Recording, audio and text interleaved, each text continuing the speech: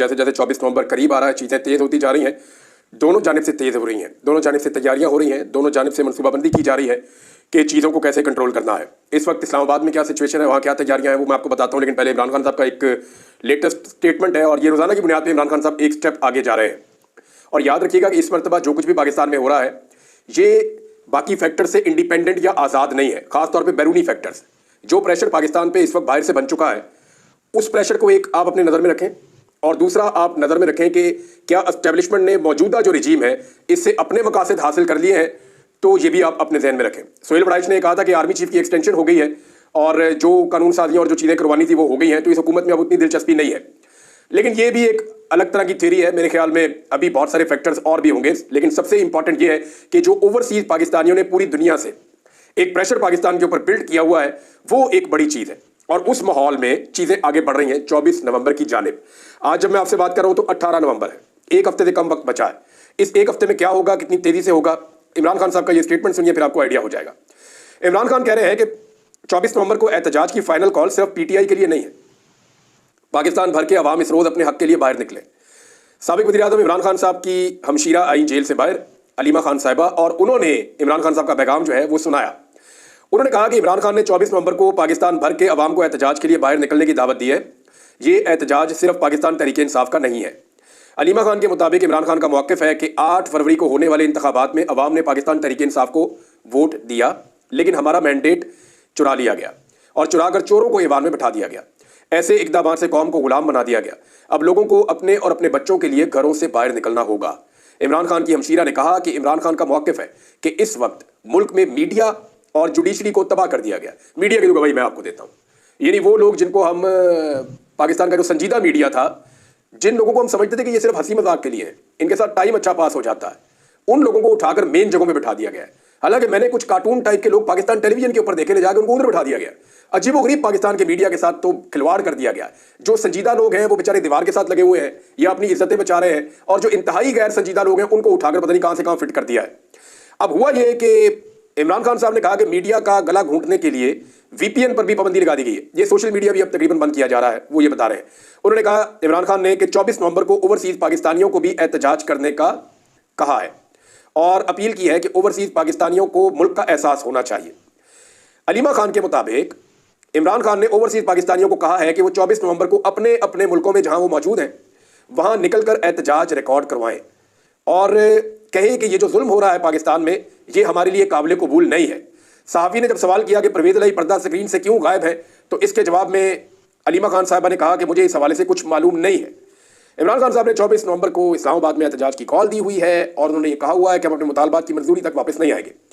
यही चीज़ जो है वो इमरान खान साहब की अहलिया बुशरा बीवी, उन्होंने भी यही चीज़ जो है इसको दोहराया है और उन्होंने कहा जी बिल्कुल वापस नहीं आना जब तक कि हमारे मुतालबात नहीं मान लिए जाते। ये था जी इमरान खान साहब का स्टेटमेंट। अब जरा आप देखें कि तैयारियां क्या हो रही हैं। नंबर 1 तो इस्लामाबाद में दफ़ा 144 नाफिज कर दी गई है। दफ़ा 144 को एक हथियार के तौर पे इस रजीम ने इस्तेमाल किया है, यानी कभी पंजाब में लगा देते हैं, कभी किसी शहर में लगा देते हैं। जब भी कहीं पाकिस्तान तहरीक-ए-इंसाफ एक कॉर्नर मीटिंग भी रख ले तो फौरी तौर पे दफ़ा 144 लगा दी जाती है।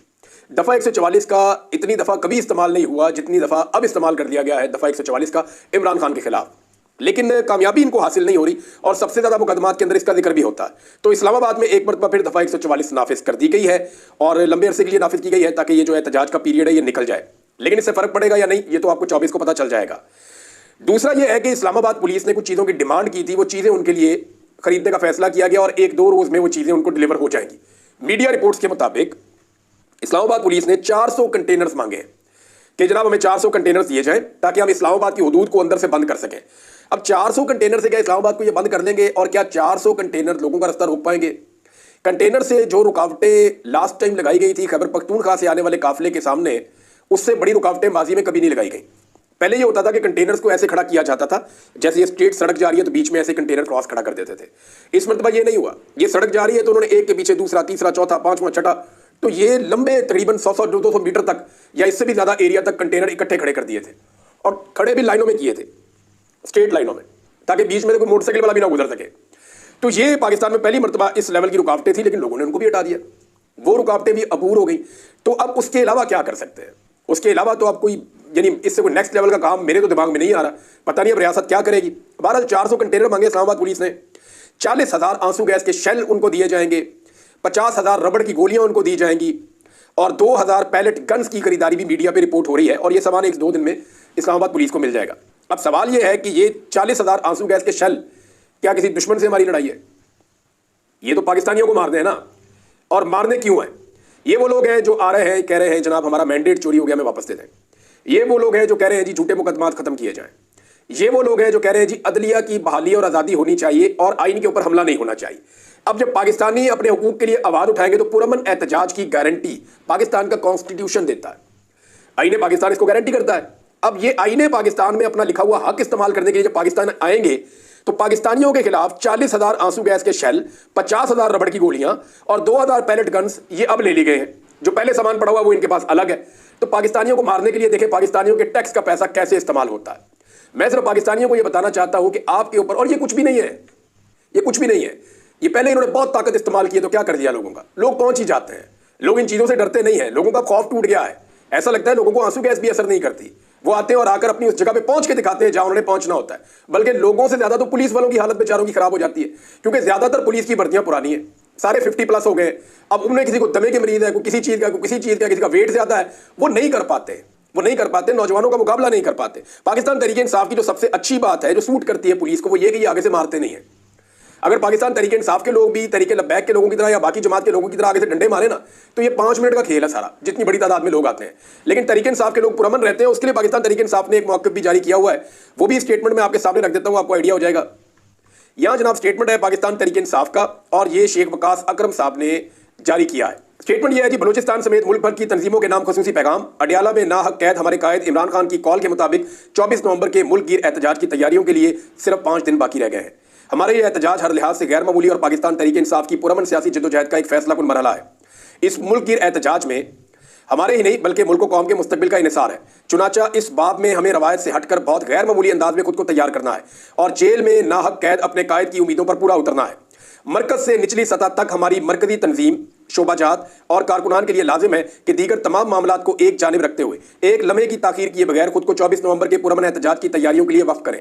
मरकज से मिलने वाली हदायत की रोशनी में अवाम को मोबिलाइज करने, इन्हें एहतजाज में शरीक करने के लिए इंतजामात के एहतमाम, काफिलों के सफर और ज़ादिरा कहते हैं रस्ते में जो खाने पीने का सामान है, वहाँ जाके जो सामान आपने इस्तेमाल करना होता है उसका बंदोबस्त भी करें।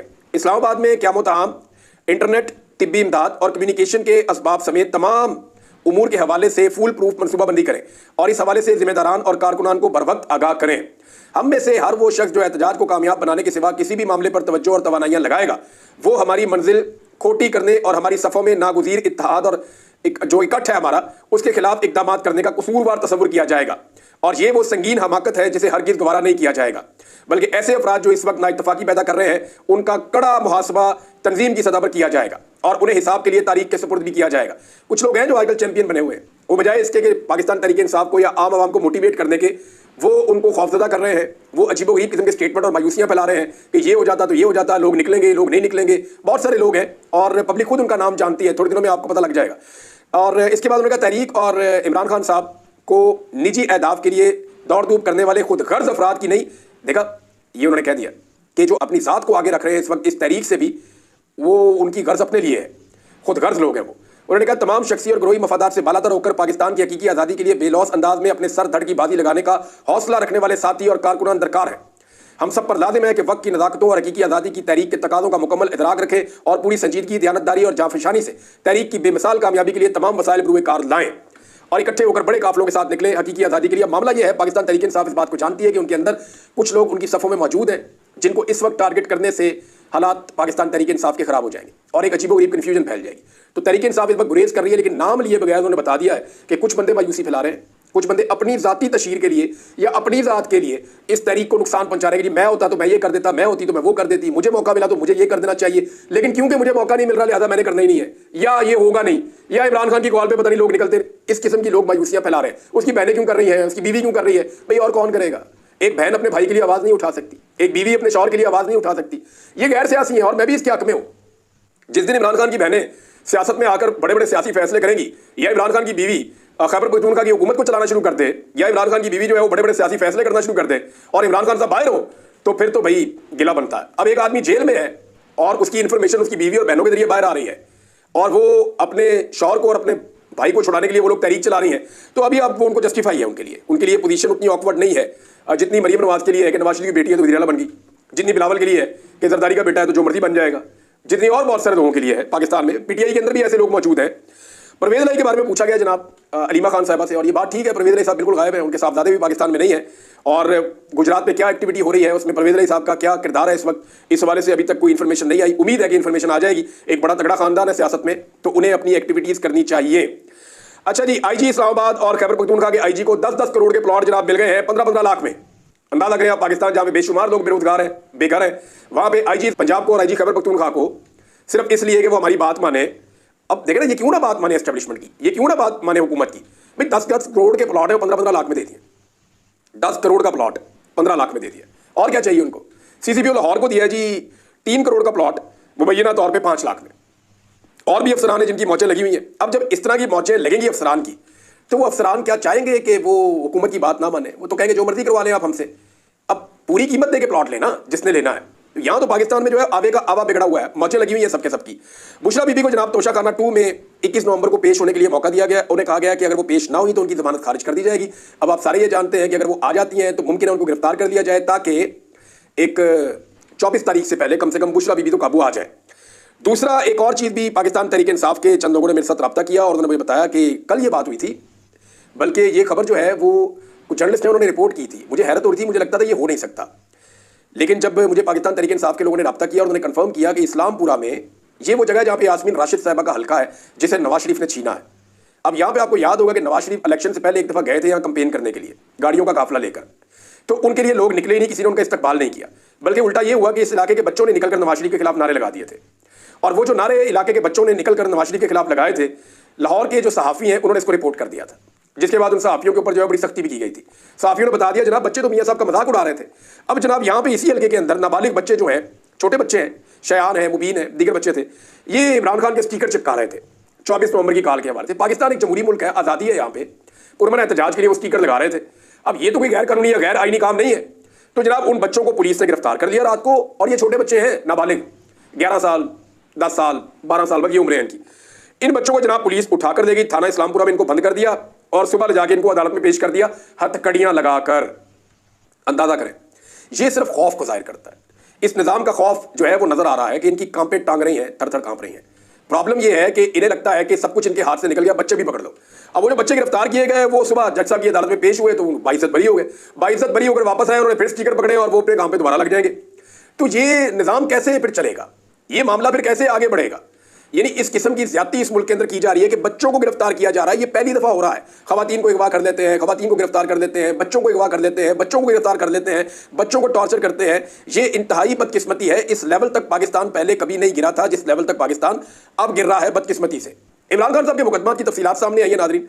62 मुकदमा उनके ऊपर इस्लामाबाद में दर्ज है, पुलिस बता रही है, और लाहौर के अगर आप मिलाएं और बाकी सारे मुकदमा मिलाएं तो 125 मुकदमा इमरान खान के खिलाफ है। अब ये इस किस्म के भोंडे मुकदमात हैं जिनकी बुनियाद पे अक़वाम मुत्तहिदा में, अमेरिका में, यूरोप में, पूरी दुनिया में पाकिस्तान का मजाक बनता है कि भाई एक आदमी जिसको सारी दुनिया जानती है, एक आदमी जिसके ऊपर आज से 2 साल पहले एक भी मुकदमा नहीं था, एक आदमी जिसका सारा रिकॉर्ड पूरी दुनिया जानती है, सबको पता है कि वो रूल ऑफ लॉ में बिलीव करता है, वो आदमी जो पाकिस्तान का वज़ीर आज़म रहा, वो आदमी जो अक़वाम मुत्तहिदा में अमन के लिए बात करता रहा, इस्लामोफोबिया के हवाले से लोगों को आगाह करता रहा, उस आदमी के ऊपर एकदम जब उसकी हुकूमत गिरी तो जनाब 150 के करीब, बल्कि 200 मुकदमा पहले हो गए थे, अभी 100 तो ये सामने आ गए। 125 मुकदमात हैं। ये मजाक नहीं बनेगा तो और क्या होगा। ये पाकिस्तान का मजाक उड़वा रहे हैं, कभी फतवा दिलवा के, कभी कुछ और करके। उधर जो फतवा दिया है ना उलमा ने, वो जनाब अब अपने फतवे से पीछे हट रहे हैं। वो ये कह रहे हैं नहीं, हमारा कहने का मकसद ये नहीं था, हमारा कहने का मकसद था कि जायज़ तनकीद अगर करें VPN लगा के तो वो ठीक है, रजिस्टर करा लें, जायज़ तनकीद करें। यार आपका मौलवी साहब क्या ताल्लुक है तनकीद से? लोग जायज़ करें नाजायज़ करें, आपको क्या, आपका क्या ताल्लुक है तनकीद के साथ? आप जनाब मदद की बात करें, एक आदमी के नजदीक वो जायज़ है, एक आदमी के नजदीक वो नाजायज़ है। आप बीच में तू कौन मैं खाम खा, ना 3 में ना 13 में, आपने आगे बीच में फतवा ठोक दिया, यानी आपने इस्लाम का मजाक उड़ा दिया। अब वहां पे जो सेनेट की कायमा कमेटी है इंफॉर्मेशन टेक्नोलॉजी की, वो बैठे, उन्होंने भी बैठ के कहा, उन्होंने कहा जी ये क्या किया है इन्होंने, और उन्होंने तनकीद की है इस्लामी नजरियाती कौंसिल के फतवे के ऊपर। और वो ये बता रहे हैं कि 25 लाख फ्री लॉन्सिंग कर रहे हैं लोग, 25 लाख से ज्यादा पाकिस्तान में, उनमें 10 लाख से ज्यादा जो है वो VPN को डायरेक्टली इस्तेमाल करते हैं, बाकी लोग भी इस्तेमाल करते हैं। और ये इस्लामी नजरियाती कौंसिल कह रही है जी वो गंदी साइटें देखते हैं जी VPN के ऊपर। और भाई VPN के ऊपर आपको पता क्या चलता है, कैसे चलता है कि वो क्या देख रहे हैं? VPN जब लग जाता है तो वो तो ट्रैफिक चली जाती है किसी और मुल्क में, तो आपको उस मुल्क में उस ट्रैफिक के ऊपर चल क्या रहा है, लोग देख क्या रहे हैं, आपने ये सर्वे कैसे कर लिया ये आपने कैसे इज्यूम कर लिया? बुनियादी नॉलेज का फुकदान है, चीज़ों का पता नहीं है, बस जो इनको कहा जाता है ये वो कर देते हैं। अब गलत फतवा दे के फंस गए हैं सारे जो उलमा इकराम है, जो बेहतर उलमा इकराम है, जिन्होंने हुकूमत से इस वक्त कुछ लिया नहीं हुआ, जिनकी दिहाड़ियां नहीं लग रही, वो साफ कह रहे हैं जनाब ये आपने ज्यादती की है, इस फतवे को आपको वापस लेना चाहिए। इमरान खान साहब और उनके साथी एक और इस्लामाबाद में मुकदमे में बाइज्जत बरी हो गए। बड़ा ही भोंडा सा मुकदमा था, अदालत ने उड़ा के साइड पे फेंका है। सदाकत अब्बासी, वासिक कयूम और उमर तनवीर भट्ट के हवाले से जो है वो सरकार ने, जो प्रोसिक्यूशन है उसने अपना बयान वापस ले लिया। उन्होंने कहा जी ये तो वादा माफ गवाह बन रहे थे, अब नहीं बन रहे, ये तो हमारे हक में बयान दे रहे थे, अब नहीं दे रहे। तो हालात बदल गए जी। 9 मई के हवाले से पहले इनको गवाह बनाया हुआ था, अब वो कह रहे हैं जी अब इनको फारग कर रहे हैं, इनके नाम निकाल दिए जाए क्योंकि ये अब गवाही नहीं दे रहे। तो जुल्म, फस्तायत और जबर, उसका इख्तिताम एक दिन होता है और अल्टीमेटली होना है।